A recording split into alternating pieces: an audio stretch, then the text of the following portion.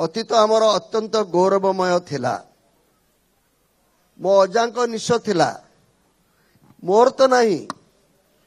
ଅନେକ ଲୋକ ଆମକୁ ସନ୍ଦେହ କରିବାକୁ ବସିଲେଣି ଯେ ଏଇଟା କାଳେ କରିଥିଲେ କୋଣାର୍କ, କାହିଁ ଆଙ୍କ କାରବାରରୁ କିଛି ଜଣାପଡ଼ୁନାହିଁ, ଆଙ୍କ ଚେହେରାରୁ କିଛି ଜଣାପଡ଼ୁନାହିଁ ଏମାନେ ଏତେ ପୁରୁଣା କାର୍ଯ୍ୟ କରିଥିଲେ ବୋଲି।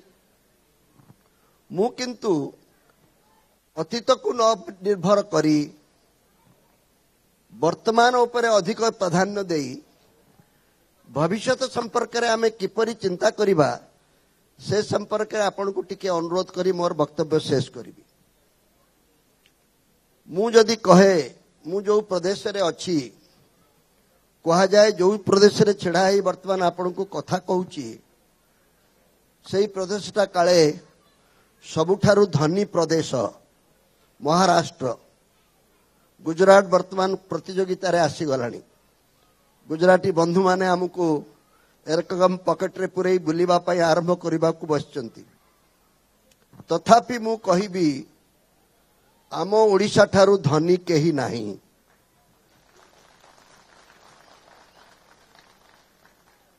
ମୁଁ ଏକଥା କେବଳ ଆପଣଙ୍କୁ ଉତ୍ସାହିତ କରିବା ପାଇଁ ଭାଷଣରେ କହୁନାହିଁ। କିଏ ଧନୀ, କାହାକୁ ଆମେ ବଡ଼ ବୋଲି ଭାବିବା? ପିଲାମାନଙ୍କ ଆଗରେ ତ ଆମେ ଅନେକ କଥା ନମୁନା ଦଉଛେ, ଡାକ୍ତର ହେଇଯା, ଅମୁକ ହେଇଯା, ଲକ୍ଷପତି କୋଟିପତି ହେଇଯା। କିଏ ଧନୀ? ଏ ପ୍ରଶ୍ନର ଉତ୍ତର ବିଭିନ୍ନ ଲୋକ ବିଭିନ୍ନ ଉପାୟରେ ଦେବେ। ମୋ ବିଚାରରେ ଓଡ଼ିଶାରେ ଯାହା ଅଛି ଭାରତରେ ଆଉ କାହା ପାଖରେ ତାହା ନାହିଁ। ଏଇ କଥାଟି ଯଦି ଆମେ ଓଡ଼ିଆମାନେ ବୁଝିପାରିବା ନାହିଁ ତାହେଲେ ସବୁଦିନ ଦରିଦ୍ର ହୋଇ ରହିଥିବା, ଗାଡ଼ି ମଟରକୁ ଅନଉଥିବା, ଉଞ୍ଚା କୋଠାକୁ ଅନଉଥିବା, କିନ୍ତୁ ସବୁବେଳେ ନିଜକୁ ଛୋଟ ବୋଲି ଭାବୁଥିବା। ଈଶ୍ୱର ଆମକୁ ଏଭଳି ଗୋଟିଏ ଜିନିଷ ଦେଇଛନ୍ତି ଯାହାକୁ ଭାରତର ଅନ୍ୟ କୋଉ ପ୍ରଦେଶରେ କାହାକୁ ଦେଇନାହାନ୍ତି। ସେ କିଏ? ସେ ହେଲା ଶ୍ରୀ ଜଗନ୍ନାଥ। ଜଗନ୍ନାଥଙ୍କ ଭଳି ଗୋଟିଏ ଠାକୁରଙ୍କୁ ଆଉ କୋଉ ରାଜ୍ୟରେ ଆପଣ ଦେଖିବେ ନାହିଁ। ମୁଁ ଅତ୍ୟନ୍ତ ଆନନ୍ଦିତ ହେଲି ଜଗନ୍ନାଥଙ୍କୁ ନେଇ କେବଳ ଅନୁଷ୍ଠାନ ଏଠି ଗଢ଼ାଯାଇ ନାହିଁ, ଏକ ଜଗନ୍ନାଥ ମନ୍ଦିର ତିଆରି କରିବା ପାଇଁ ଉଦ୍ୟମ ଚାଲିଛି, ସଫଳତା ମିଳିନାହିଁ।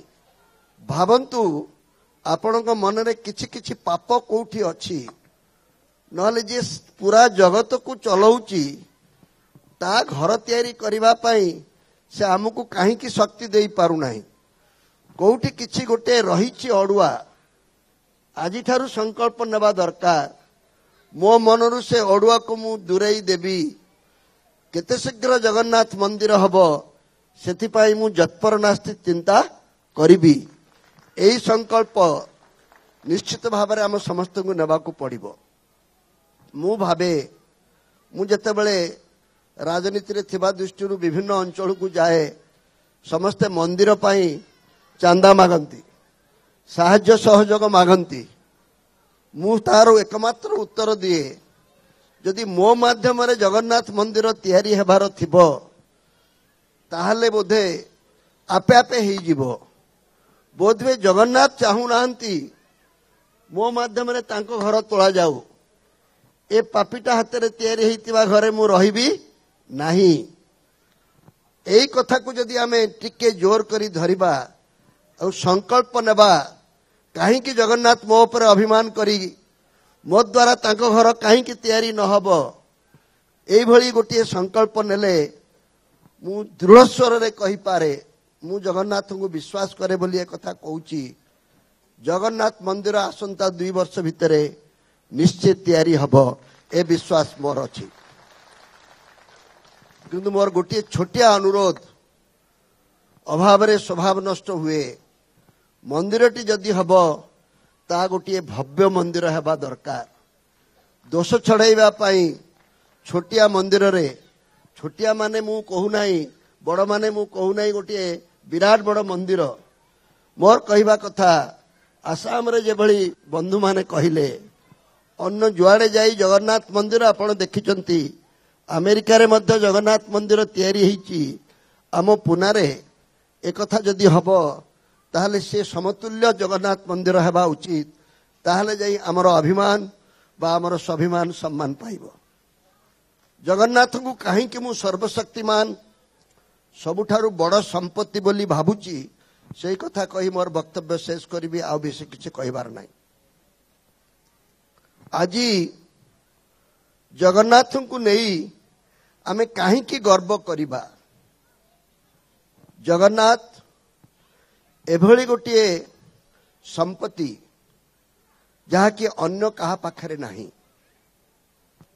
आपण माने समस्ते जानती पुणी से अतीत को फेरी जाउची दासिया बाउरी रो कथा समस्ते पढ़ी थिबे बा जानी थिबे।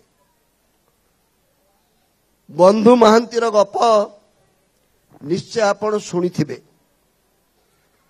जगन्नाथंकर लीला संपर्क रे अनेक कहानी अछि ताकू हे तो अनेक विश्वास करुथिबे बा न करुथिबे।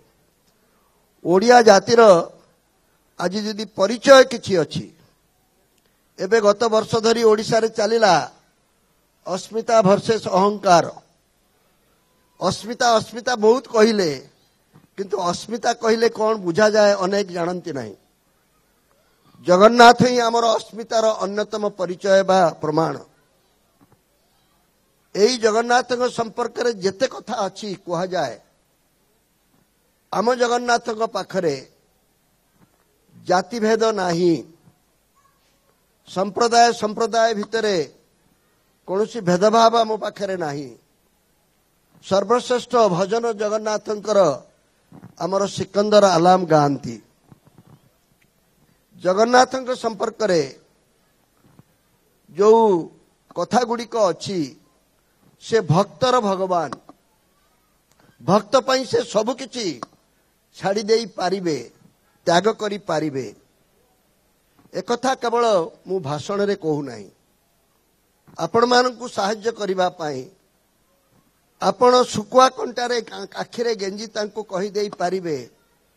ओडिशार जगन्नाथक संपर्क रे जदि तुमर विश्वास हो नाही आस जिबा आम ओडिशा को तांको नहीं जिबे कटकर कदम रसूल को सेठी देखई देबे हिंदू और मुसलमान भाई माने किपरि एकाठी रहउचंती।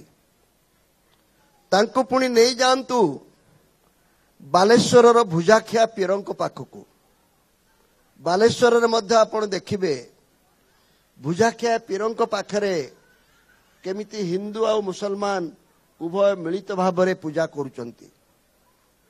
सेतिकिरे सरिला नहीं तांको नहीं जानतु खोरदा को। खोरधार काईपदर को नहीं जिबे। काईपदर रे आपण देखि पारिबे हिंदू मुसलमान किपरि भावरे एकाठी रहिचंती। मोर केवल एतिकी मन को आसे आज सारा भारत एई द्वंद्व रे पड़िथिबा बेले किभଳି भावरे आम भितरे आम संप्रदाय संप्रदाय भितरे भल संपर्क हब बोली समस्त व्यस्त। किछि संप्रदाय संपर्क बिगड़ी जाउची बोली व्यस्त आउ किछि बिगड़ेबा पाई मध्य व्यस्त। किंतु ओडिशा ही एकमात्र राज्य जे कि सारा भारत को ए रोगरु मुक्ति पाइबा पाई महौषधि देई पारिबो जगन्नाथंकर भक्त है।